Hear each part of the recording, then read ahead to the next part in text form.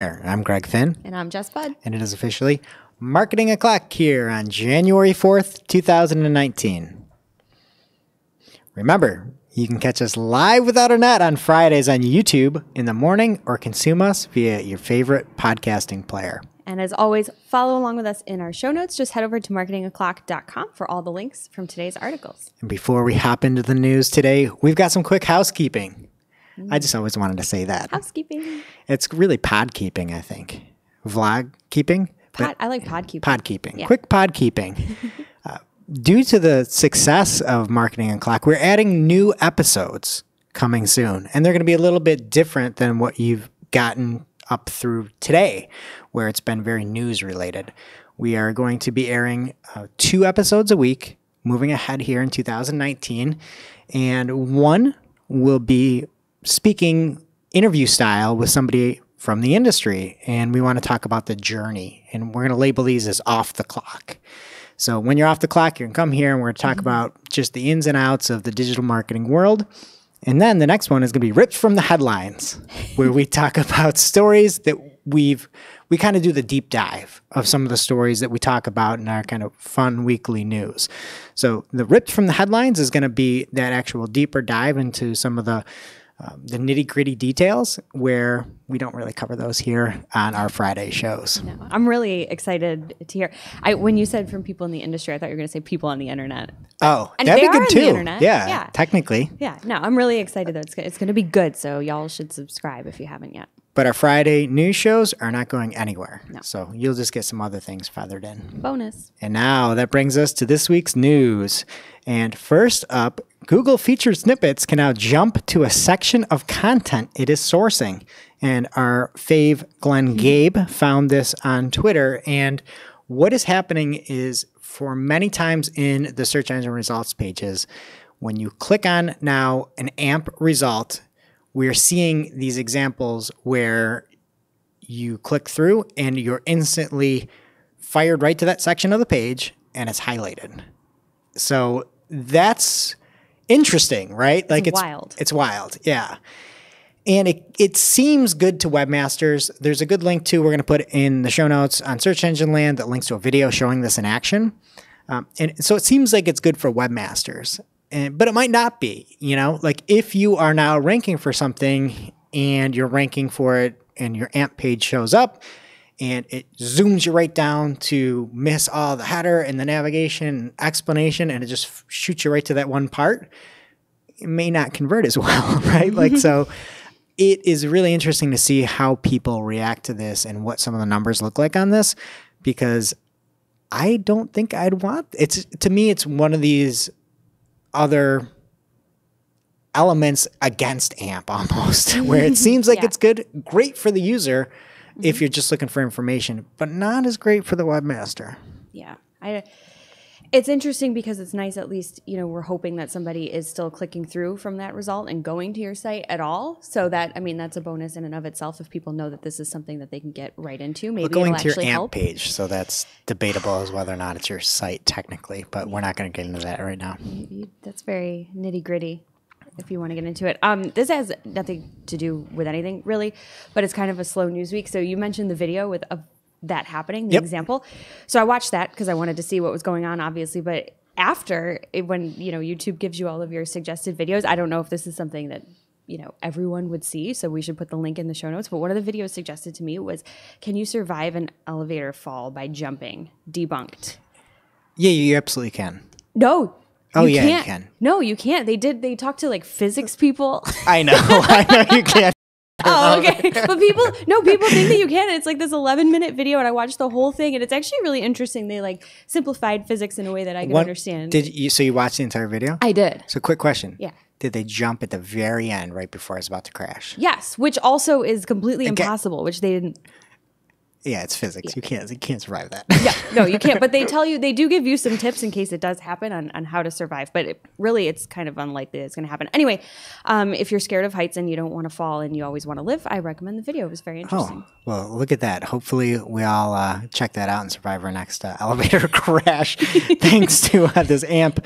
But back to AMP, the other thing that I kind of thought about instantly when I saw this And instantly, I didn't mean for the pun there, but the Google Images used to show that specific image. And, you know, there was that kind of lawsuit there with Getty Images. And now when you click on a Google image, you have to see the entire page.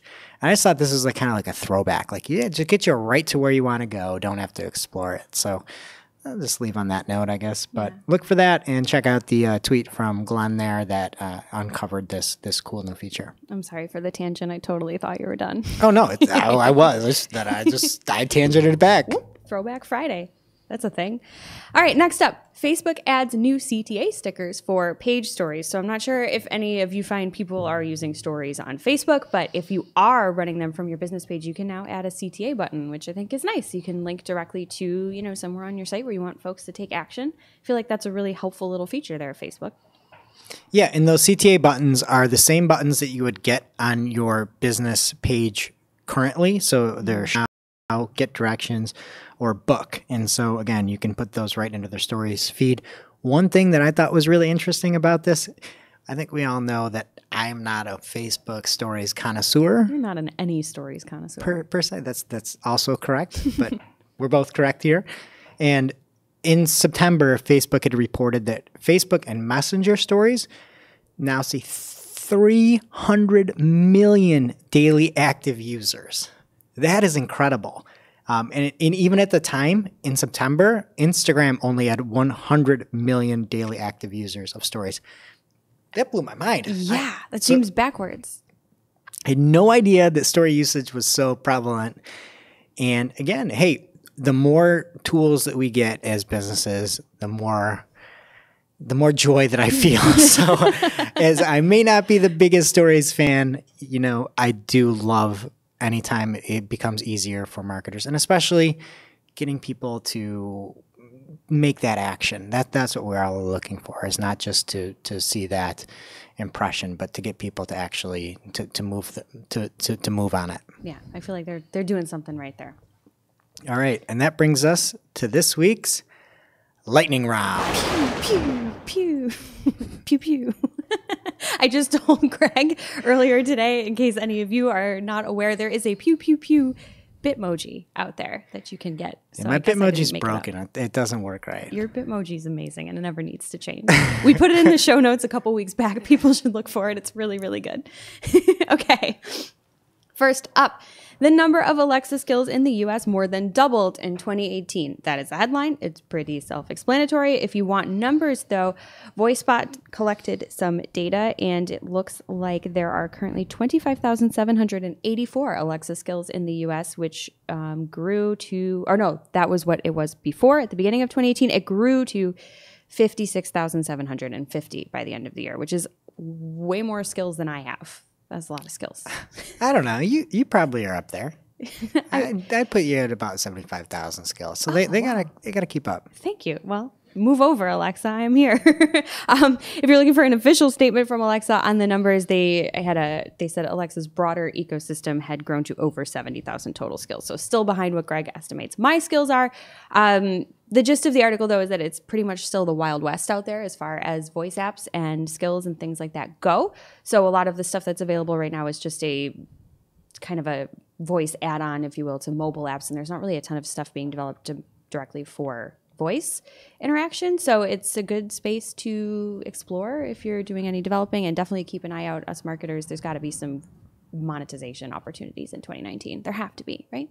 Yeah, I would imagine. And, you know, I've previously, one of the issues being an early adopter on things, which I try to be many times, is you really experience the technology at its complete worst. And I use an assistant-based tool all the time, but I use it to like assist me because that's kind of what it's good at. And the games and a lot of these other things were really bad at the beginning. But I think this article to me, and just I was reading the TechCrunch article about just some of the names of these games, and it seems like they're way better than at the beginning. So I'm really interested to check those out.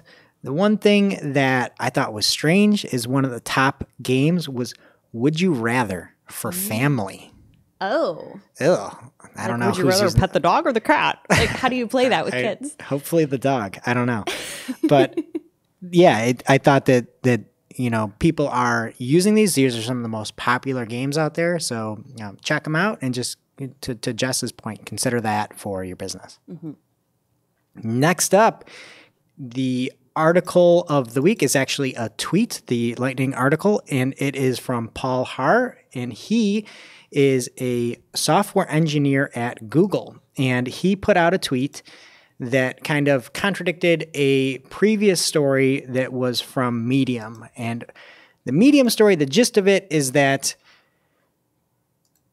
people don't, there's a statement in there saying people cannot differentiate between ads and organic listings. And so somebody had followed up that Medium article on Twitter and said that the key point of the article is that 50% of people between the ages of 18 and 34 can't differentiate between an ad and an organic result on Google. To maximize this percentage, Google is always testing to find ad visuals that blend in best with the organic results. And so Paul said, well, it's a key point, but it's not true from everything I've seen, at least on the search side. So it's just disputing the article with facts from from what Google has seen. So while that article out there says that people can't differentiate, Google is coming back and saying, well, from what we've seen, people do differentiate the ads.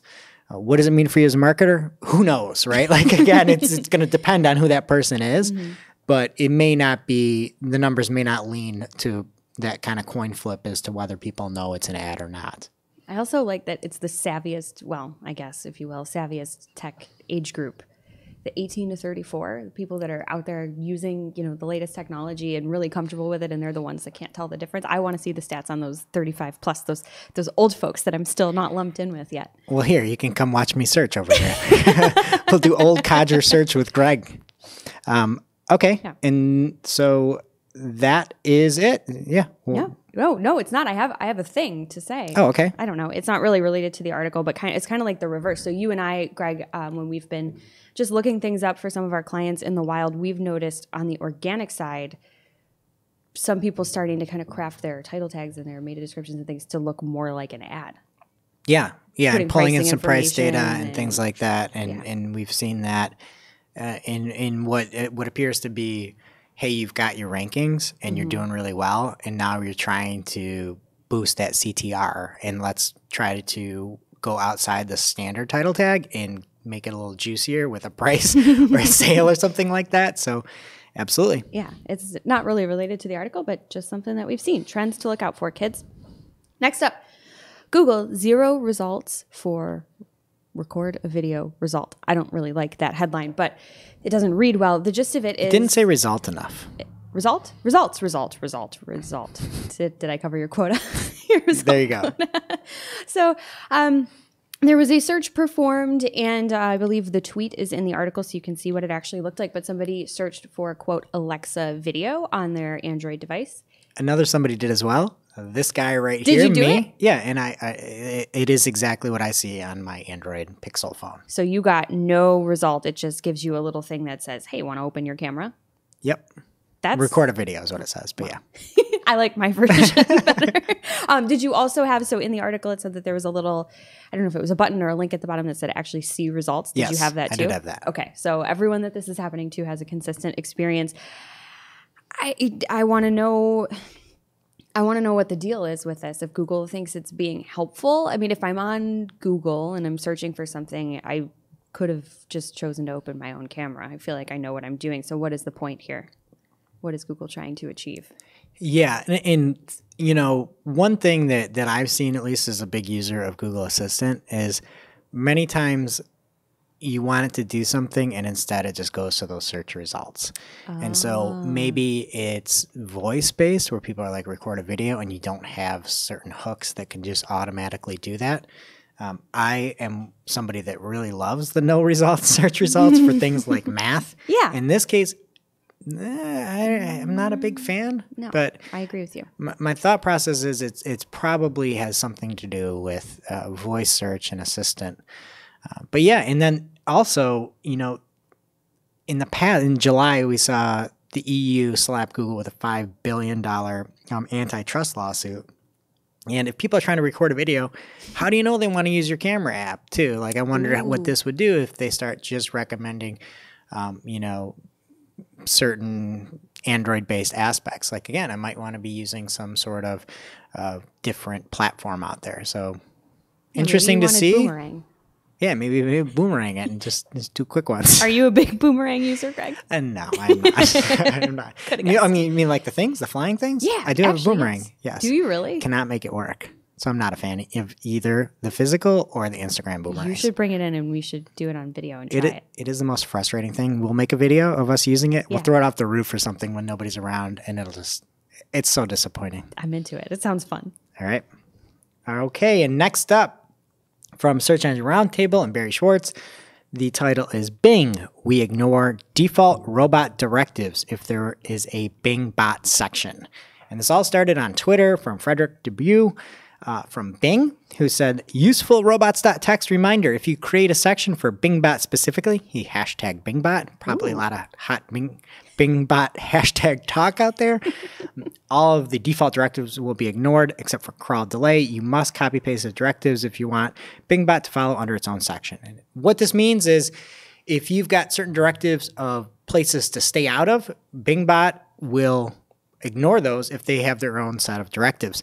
This is the same as Googlebot. There's a whole bunch of chatter back and forth as how this would work. Again, if you've got a section, that is what the specific bot will use. So don't think that you can just craft something specifically and that all the universal blocks will still be adhered to. It kind of seems like common sense, but probably not. So that's very helpful. Thank you, Bing. Next up, Google moving Google posts back up question. So we covered a story a while back about traffic from Google My Business posts dropping. This was after they were moved below the fold in the search results, but it looks like some people are now seeing them back up at the top again, which is really exciting, especially if you are using Google Posts. So this is something to keep an eye out. Not everyone, though, in the article was able to replicate the results after they saw it happening, so it could just be a small test. But either way, we maintain our position here that no matter where they are in the SERPs, you should not be ignoring Google My Business and posts as part of your overall strategy. Yep. Very important. And we talk about Google My Business has been like one of our hottest topics of 2018, and it seems like it's doing that in 2019. So far. And one thing that I just was thinking and just pontificating about it, but I think that the Google posts within My Business might be Google's best social effort ever, outside of things they've acquired like YouTube, which is technically social. I think it got a lot of potential and the ability that people can quickly share things. If you get it to a map and you can quickly see things. For a restaurant, we just had a meeting with for a local restaurant here. It could be really, really big. I love the fact that it's going back up higher and not being buried as much. And hopefully we see the traffic numbers also increase as well. Absolutely. And if you like puns, definitely check out the article because there's a cute business name, Cutie Paws Pet Sitting.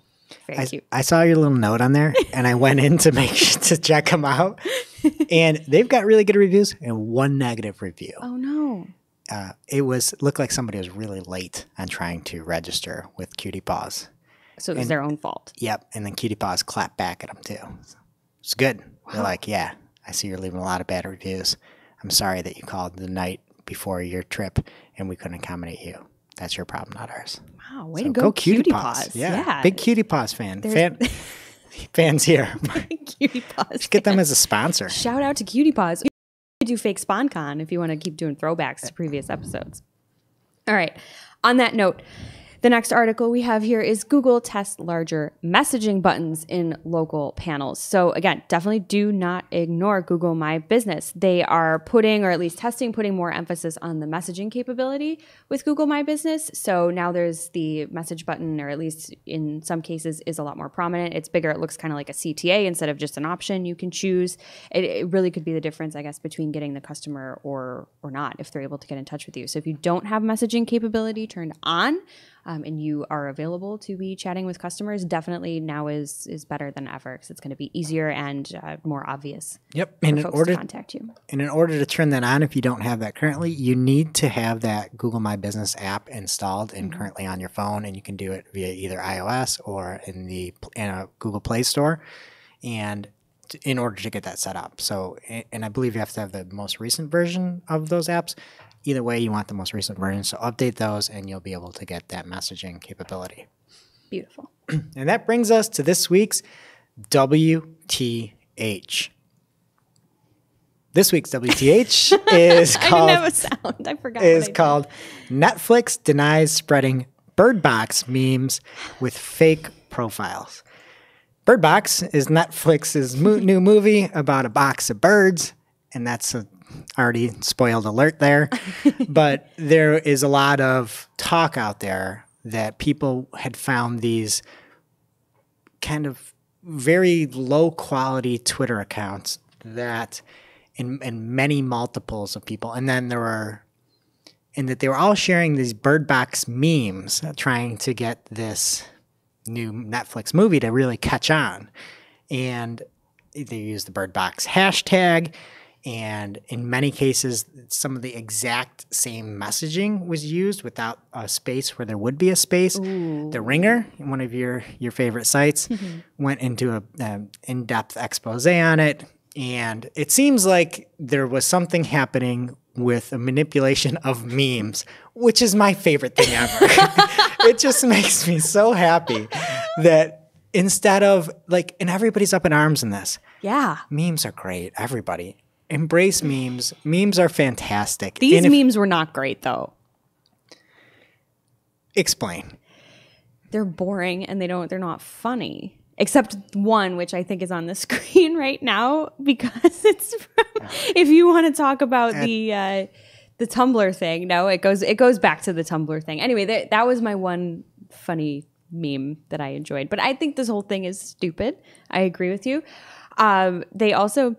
Someone accused Netflix of, or whoever was coming up with these fake accounts, whoever they are, stealing minors' photos to look more, quote, legit, which I feel like doesn't make any sense in and of itself. I don't know. There was also a quote that Netflix was using bots to advertise their god-awful original films, which made me laugh. Everything about this is funny except the memes, I thought. Okay. Well, here's my thought, and this is in all likelihood what happened. There was manipulation. Netflix knew nothing about it. Probably not. I've worked at companies before this where there was a lot of manipulation out there that would happen, or with partner companies, we'd see it. We had bot farms at certain places with kind of sister companies. And many times the client had no idea that this was happening. And in my estimation here, Netflix said, yeah, if we can get any kind of pickup on this, any kind of viral pickup, that'd be great. Some company went out there and set up some bot accounts and put it out there. And Netflix probably had no idea. That's where I stand on all this. I've seen it happen before. It's crazy what people don't know is out there, and some of the advanced kind of bot technology that exists. Yeah, whatever. I haven't seen the movie, so I don't know if this joke is funny, but I wrote in my notes, get over it. This is the internet. If you don't want to see memes, put on a blindfold. That's good. Is that funny? That's good. I got it from the picture of Sandra Bullock that they're using everywhere. So great. I thought it made sense. All right. Next up in our new-ish segment, Cool Tool. Cool Tool. Ooh, that's real good. Thanks. Cool Tool. I can't do it as well. 1,000 plus kids YouTube channels to exclude from your video campaigns. This week's Cool Tool comes from Joe Martinez over at clicksmarketing.com. And it's really not so much of a tool as it is a resource, but it's like the greatest thing ever, I think. It is literally a list of placement exclusions that you can copy and paste from the list right into your Google Ads account to stop your ads from showing on YouTube channels that are probably not really relevant to you. They're all aimed at children that are never going to download your white paper or buy your service or, any of the things that you're probably trying to advertise the kids aren't into. It's a Google Doc, so I can only imagine the list is going to grow and grow and grow, so maybe keep checking on it. But these channels, apparently, while there's only 1,000 or so, they have lots and lots of subscribers. So people are actually spending and losing money on these channels. So definitely check the show notes for the link. The article also explains to you how to add these as a placement exclusion if you don't already know. So you can be a complete rock star with this. I love this. Awesome. This makes me happy. Hopefully you can get your B2B white paper off of all those unboxing videos. Yeah. Who watches unboxing videos? Children? Yeah, I think I was looking through some of this. Lots of unboxing videos. Crazy. Okay. And video game things too. People watching other people play video games. I know that's a whole thing. I watch other people. It's way more fun than playing them yourselves. So strange. I just don't know how to use the remote anymore. It's way too advanced for me, so I'd rather watch other people play Fortnite. Do you know how I know that you're bad at video games? How? You called the controller a remote. Fair enough. All right. And that brings us to this week's must-read marketing article of the week. An article too in-depth, too detailed for us to cover in its entirety on the show. This week's article comes from Ann Smarty over at Moz. And she has an article that is about optimizing for questions. And the name of the article is How to Research, Monitor, and Optimize for Questions. She breaks down the different types of questions that are out there, like basic questions and easy to understand answers, how-tos, branded, what she called ROPOs, or research online, buy online, or purchase online, it should be. Ann, what are you doing? A P, yeah. And then some of those specific questions. But she's got a whole lot of tools, a really nice chart that breaks everything down. It's just one of these fundamentals where many times you need content, you need to have questions answered. How do you find out what people are looking for, and what's the best way to answer them, and what is going to move the needle the most? So that's over on Moz. Thank you, Ann. It is our must-read marketing article of the week. And with that does it for today's show. It is now officially not Marketing O'Clock. Remember, you can catch everything from today's show on marketingoclock.com, and make sure to subscribe so you don't miss a single episode of the news or our fun new content coming up. And we will see you next week. Bye. Bye.